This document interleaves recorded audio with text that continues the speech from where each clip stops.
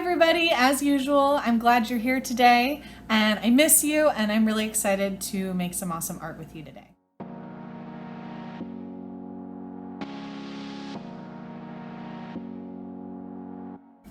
So I want to show you something that I saw a few weeks ago. I was looking at art on my phone and I was just scrolling and a picture popped up and I stopped and I thought, oh my gosh, that is so beautiful. So this is what the picture was. I thought, wow, that's really pretty. It looks like maybe something from under a microscope or from nature. And I was about to move forward and then I stopped and I thought, wait a minute, what is that? And I looked a little closer and then I read the caption and I discovered that this is actually a picture of the coronavirus.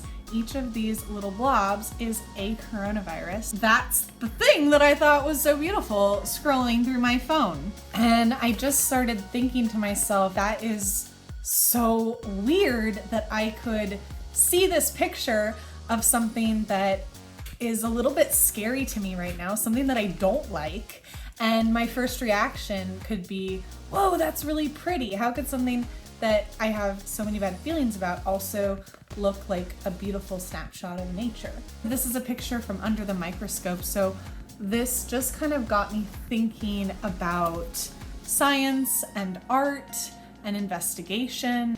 And I started thinking about how sometimes when something seems scary or bad, it can feel better if we do a little digging and a little research. The more we learn about something, the less big and scary it can seem. And there are lots and lots and lots of scientists out there working really hard, studying this guy, learning more and more about it, so that they can help us, so that they can come up with treatments and maybe a vaccine. And the more those scientists learn and work hard, the safer we can all be and the safer we can all feel.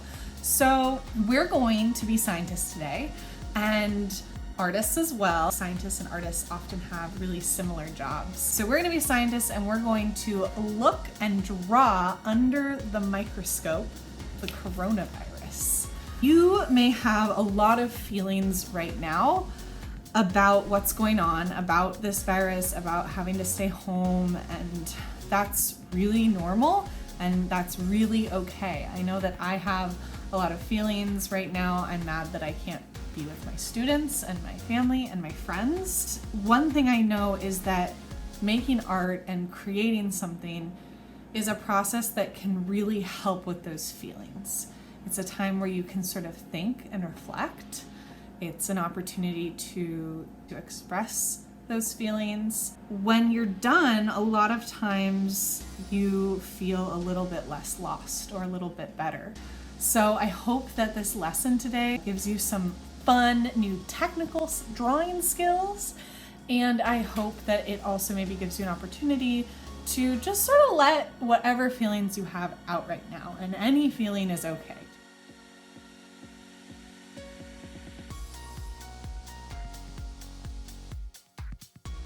One of the things that artists and scientists have in common is research. Both scientists and artists do a lot of research and learning in preparation for different projects. So I did some research and I listened to an interview with a microbiologist and a virologist. That's someone who studies viruses. So I felt a lot better because I understood more about what's going on right now. I took notes in my sketchbook and I'm going to be referring back to it and looking at those notes as I draw. We're gonna start by drawing this version, or a picture kind of inspired by this version. This first version that I show you, I recommend for kindergarten through 2nd grade. And then I'm gonna do a little bit more tricky version later. Anyone is welcome to try any of the versions that they want. Okay, let's get started. All right, so for this first version, I'm gonna be looking at this reference picture, and I'm going to be using a pencil at first to sketch my image, and then I'll switch to marker. So the coronavirus is sort of a round, not a perfect circle, but like a blobby shape. and then it has all of these little spikes coming off of it. I found out when I was doing my research that the reason that the coronavirus is called corona is because of these spikes. Corona means crown. These spikes sort of make a little halo around it, which you can kind of see better here. And it kind of is sort of crown shaped. So yeah, corona crown, who knew? I'm gonna start by just sketching a circle. I can use a bowl to trace my circle, but you don't have to, because if you look at the picture, they're not perfect circles. I'm doing it more to get the size right than anything else. And I might even go in and kind of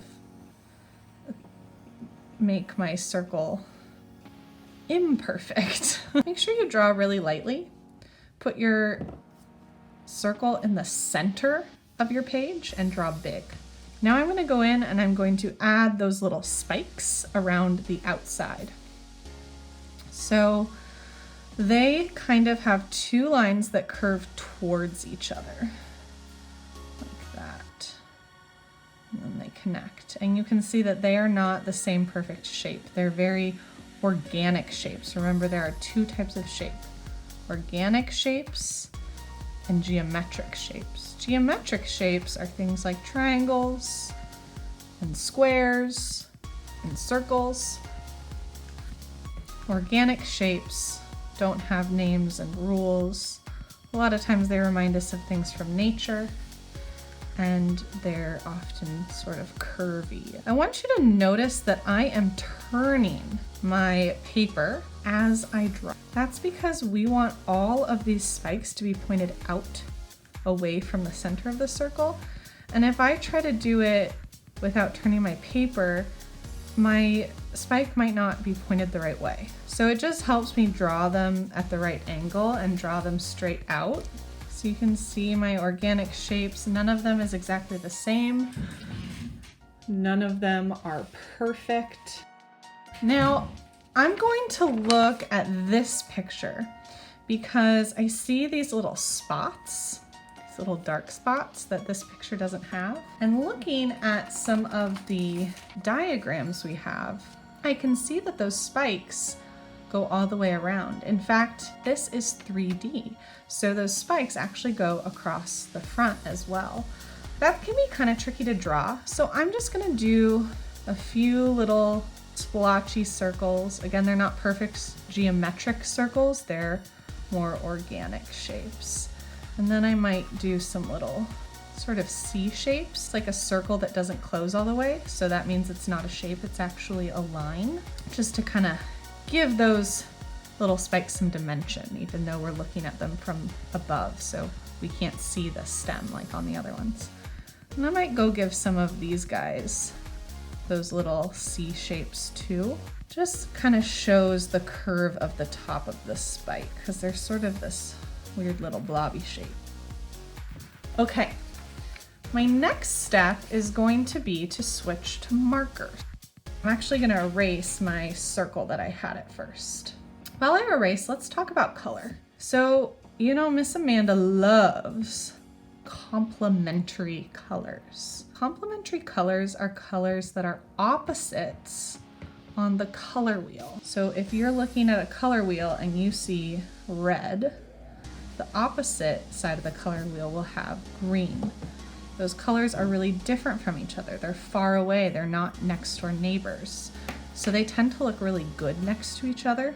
I think one of the reasons I stopped and noticed the beauty of this picture when I found it on my phone was because it's using a complementary color pair, violet and yellow. Same with this one, violet and yellow.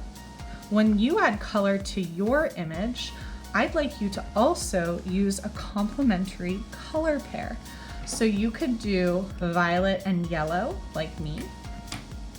Or, what's another complementary color pair? Anybody know? Perhaps you guessed, ta-da, blue and orange. The last choice, green and red. All right, so these are our complementary color pairs. I'm gonna stick to the violet and yellow. Whatever color you're using, you should choose a dark version to start with. I'm gonna use this very dark sort of purplish blue color, and I'm gonna outline all those little spikes. I'm gonna get these little guys too. Don't forget them. I like it. It kind of makes them look like macaroni. That's kind of funny. So now I'm gonna choose a different shade of violet. Something a little bit brighter. I'm gonna do this one. This is more of a red violet, and I'm gonna outline the inside of my shape right next to the other line I did, like this. It's okay if they overlap a little bit.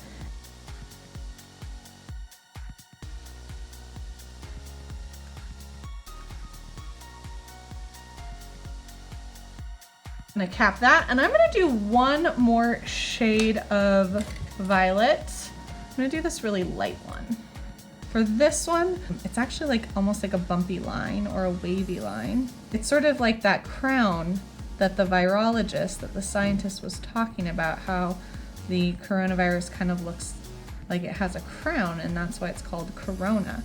So I'm just kind of pulling that color into the spikes. Now I'm going to switch to my other complementary color, my yellow. And I'm gonna color in the whole inside.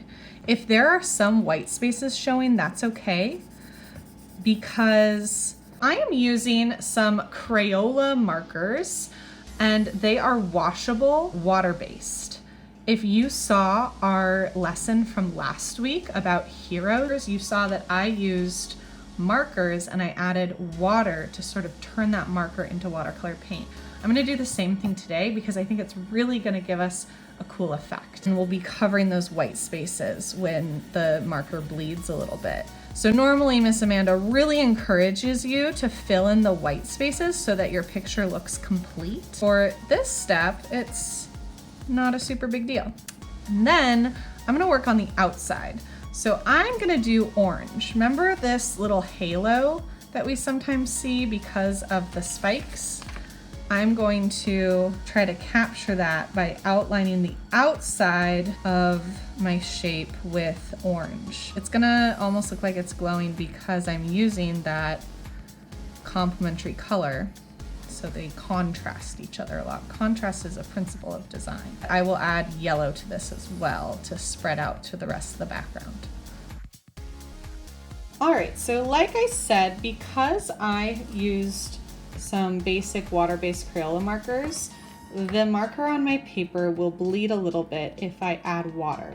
So I'm gonna use some water and a paintbrush to sort of spread that color around a little bit.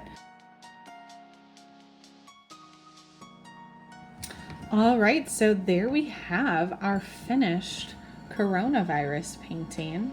And I'm looking at all of these bright colors and these organic shapes, and I'm having the same feeling I had when I first saw this picture of, wow, this is like an icky, scary thing, but it also is kind of pretty in its own way. I'm gonna come back to this picture in a little bit. So if you are kindergarten, first or second grade, and you did this project, go ahead and keep watching to see what the older kids are doing, or you can skip forward to see what we do when we come back to this. So this next version, I am recommending for 3rd, 4th, and 5th graders. It's just a little bit more challenging. Any student is welcome to do it though. Any student is welcome to watch. But if you're kindergarten, 1st, and 2nd grade, and you did the first option, you might want to skip forward a little bit in the video. All right, I'll see you in a bit.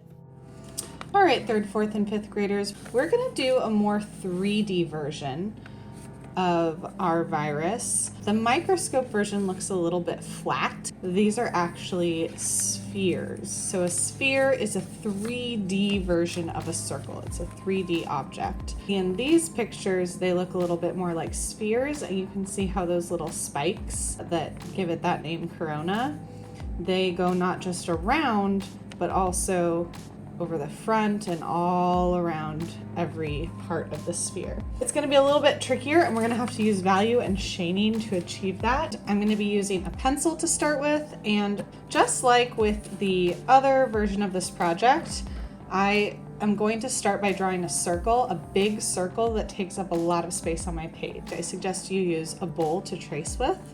So I'm going to be careful to place the bowl in the center. So you want to make sure that you use something that takes up a lot of the space, but not all the way to the edges, because we're going to be adding on to this shape. I like to go around a few times to make sure I got it all the way around. Let's take a look at our reference image. We're going to begin by adding the little spikes all the way around the edge that give it that name Corona. And we're going to start with the ones that are sort of on the very outside of the sphere along the edge. So I'm going to look carefully at the shape of those little spikes, and I'm going to start at the top. I want to make these spikes pretty big because you can see they're kind of the largest ones we see are the ones that are along the edge. I do a line that curves in, and then I'm going to go right next to it and do a line that curves towards the first one. So they're curving in towards each other, and then they flare out at the top, but I'm going to make sure to close my space. So I'm going to give a little bit of space. I'm going to go over here. I'm going to do another one. It's okay if they're not exactly the same, because they're not exactly the same in real life. As I make my way around my circle, I'm gonna make sure to turn my page. This will help me make sure that my spikes are pointed straight out from the center of my circle, and it'll make sure that I don't have any odd, wonky angles on them. I'm gonna make sure that I'm spacing my spikes evenly and that I'm making them about the same size as each other. It might seem kind of strange that I keep calling these spikes, since they're not very spiky or pointy looking. They're very blobby and curvy, organic shapes. But when I did my research, the virologist who I listened to referred to them as spike proteins. So that's why we're calling them spikes. Okay, done. Now looking at my reference picture, I'm seeing that there are these little marks kind of on the top of the spike proteins. And I think that that is because it's showing that they're kind of flat at the top. So I'm going to try to create that effect by putting kind of this curved line at the top of my spike shape. When I add those little lines, they're kind of like sideways C's that are opening away from the sphere and curving towards the sphere. I'll add those all the way around. All right, so we have the outside spikes. It's still looking a little bit flat. It's time to start making this look a little more three-dimensional, but first I need to erase all the spots of my circle where I attached the spike shapes. This way they'll look like they're actually connected. So now I'm going to draw the spikes that are receding back behind the sphere. So if we look at our reference picture, there are all of these little tiny ones peeking out from behind the main ones. They look smaller because they are farther away. They look smaller because we're only seeing the very tippy top because those spikes are attached to the other side of the sphere.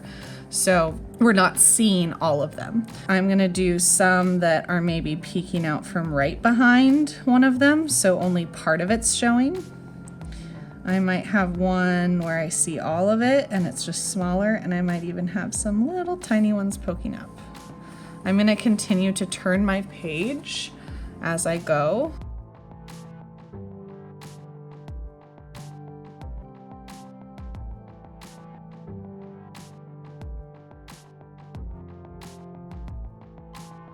All right, great. So that part is done. I might add some of these little skinny C shapes to just some of the bigger ones. Not all of them, because they might be actually pointed a little bit away from us. So now's the tricky part.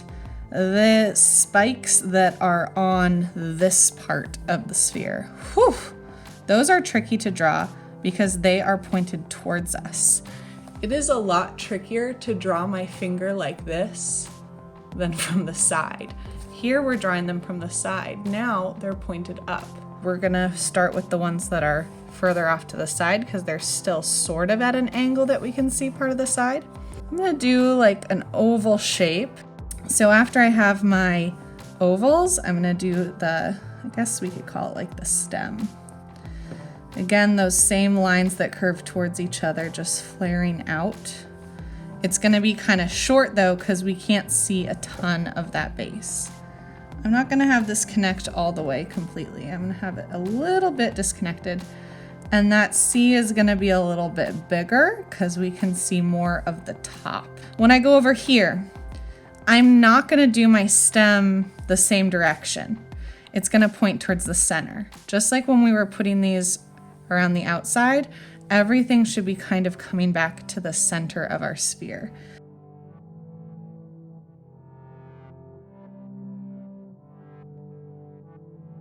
All right, so as we move in, we see less and less of that stem. So for the very middle, we're going to do some kind of bigger ovals.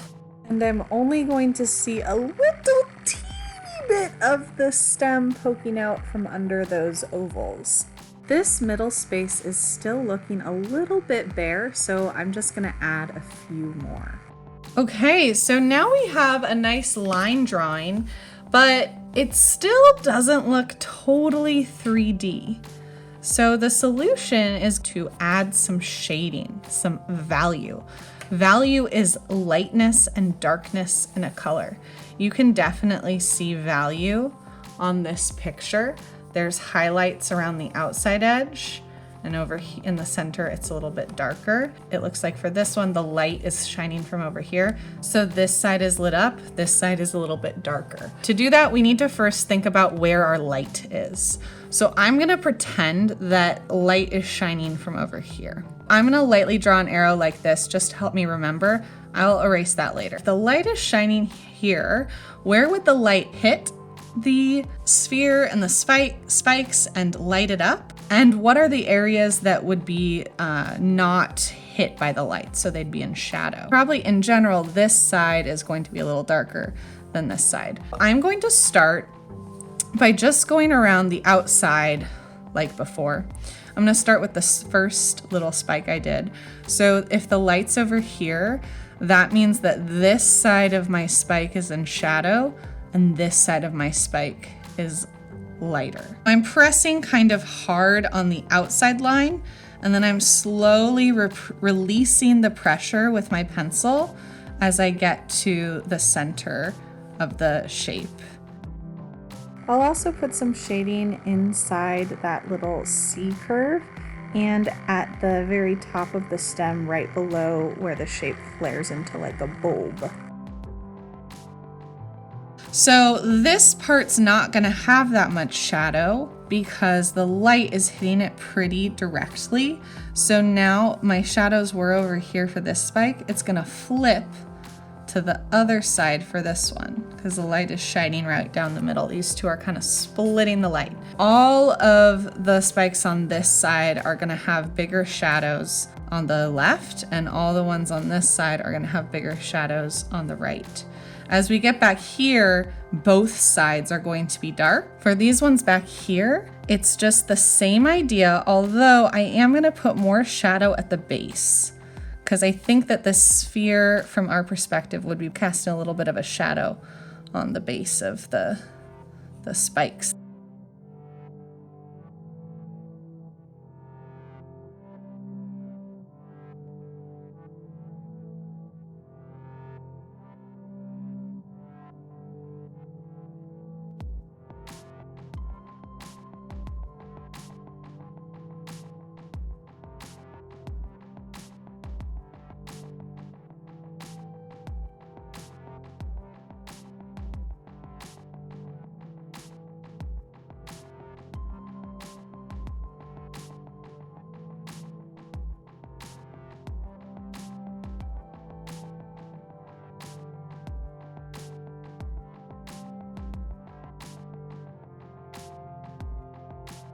Whew, okay, so I've shaded all the outside, the inside ones. This is when the space starts to get super complicated. I'm gonna have to really think about each individual protein and where the light would be hitting it. I'm also gonna start to think about the surface of the sphere that these are attached to and how the light's traveling across that and how it's working with the bases. You can see that I started shading around some of the bases here. So let me show you one example before we speed it up again. For this one, my light's here, this side is going to be a little bit lighter. So I'm going to do more shading over here.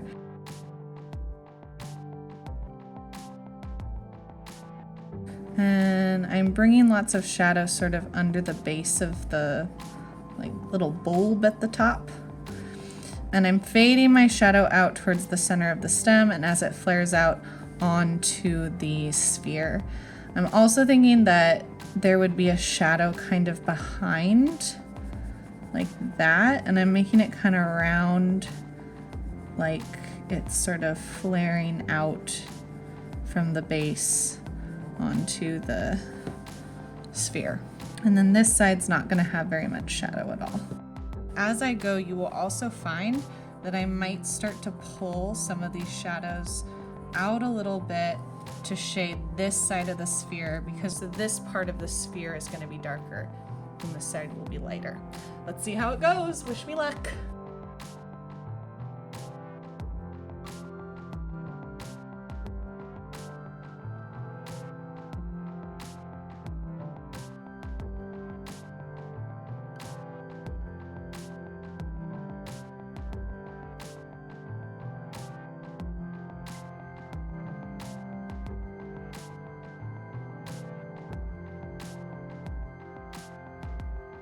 In these spaces where there's a lot of space between a spike protein and it's just a lot of the sphere showing, if I need to shade it a little bit, I'm going to go in sort of a curved motion that matches the curve of the sphere.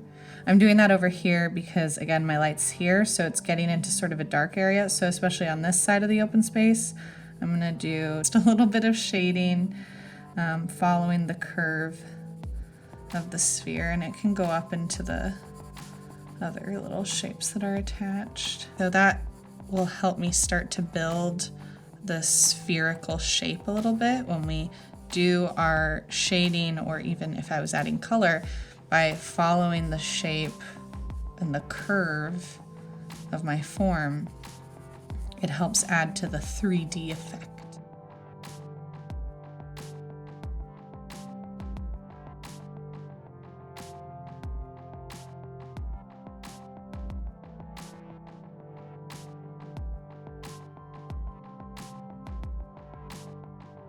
So as I sort of bring my shadow across my sphere, I'm releasing pressure and I'm following a circle, sort of coming into the middle. So I'm gradually moving towards that spot, moving into smaller and smaller circles as I get to the middle. And on this side, I'll probably leave most of these white spaces there and just leave the little shadows that are being cast at the base of the protein spikes.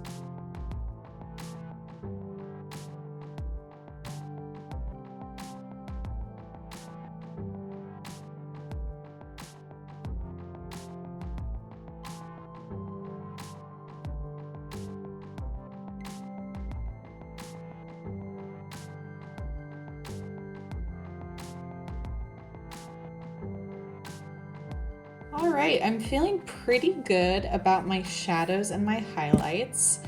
You can see that adding the darkness to the sphere over here and having it slowly fade out as we get to the lighter areas really helps make that 2D circle on my paper look like a 3D sphere. I might try to blend some of my pencil shading a little bit.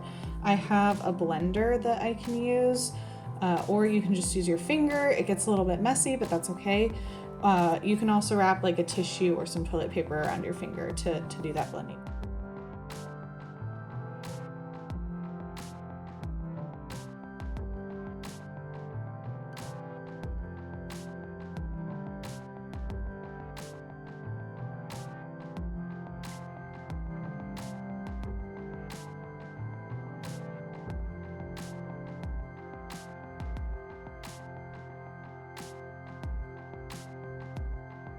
I'm not going to add color to my drawing because usually when I do a pencil drawing with intense highlights and shades, I like to keep it just black and white. But I think I will use some colored pencils just to put some color in the background and really make my image pop. I'm going to erase my arrow and really think about where my light source is. I'm gonna have the background be lighter over here so that the color in the background kind of matches the lighting that I created on my sphere.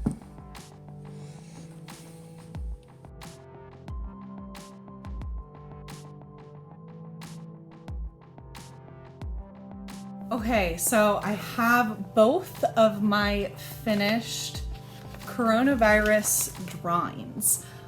Maybe you finish your project and you look at it and you think, wow, I made something beautiful. I'm proud of this drawing. I think it looks nice. The shapes, the shading, or the colors. And if that's true, that's great. Keep this, save it as a memory of this strange time that we're living in. If you look at it and you're not liking it, or you feel like you still have some thoughts and feelings to get out, do whatever you want to this piece of paper. Do whatever you want to this drawing you've made to get whatever feelings you have out. That's what art is all about, working through our thoughts and feelings to help us feel a little bit better. You can write all over your drawing. Just let out whatever words and thoughts and ideas you have, any scribbles you want to get out. It's up to you. If you feel like it, you can even rip that page right out of your sketchbook, take your drawing, rip it up into pieces if you need to. Rip it up, say, "Be gone, coronavirus, be gone." Whatever it is you want to do with that drawing, it's totally allowed for this project. I hope that you learned a little something, whether it was about complementary colors or shading or creating spheres that look like 3D forms, or something about yourself and how creativity might help you get your feelings out. And I hope that this drawing experience gave you some time to sort of think and reflect, or not, and just do whatever you need to do during this very strange time. If you want, you can go to our other video and check out our May the 4th be with you drawing tutorial. All right, I'll see you next week. Bye.